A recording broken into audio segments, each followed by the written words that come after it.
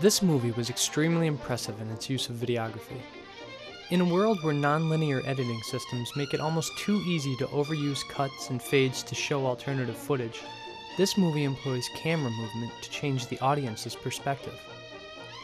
These continuous shots give the viewer the feeling that they are the ones peering out of the window as they watch the neighborhood.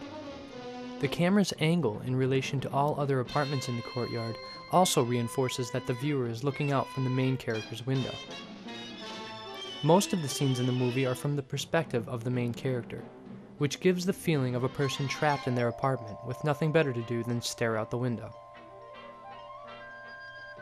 The shots are also framed in a way that the viewer gets snippets of all these other characters' lives.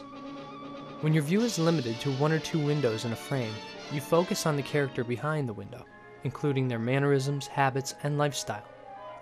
In a very short amount of time, you are able to form an impression of what kind of person they are cast as.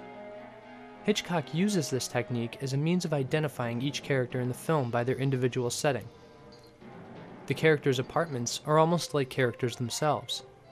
The antagonist in the movie has large picture windows looking into his living room and bedroom, so the audience can see every detail of his actions. The musician has a large studio apartment with floor-to-ceiling windows, so you can see the piano and the parties. The ballerina has a large window and open doors, so you can see that she's practicing her dancing. The newlyweds have their shades drawn most of the time. The lonely woman downstairs has a picture window framing her sitting at an empty table. Lighting also plays a very large role in the film in respects to the main character not wanting to expose his voyeuristic conduct. As he backs away from the window as to be out of the view of the other apartments, we can see the shadow line draw across his face. Another very notable lighting technique in the movie is when Thorwald finally confronts Jeffries in his apartment.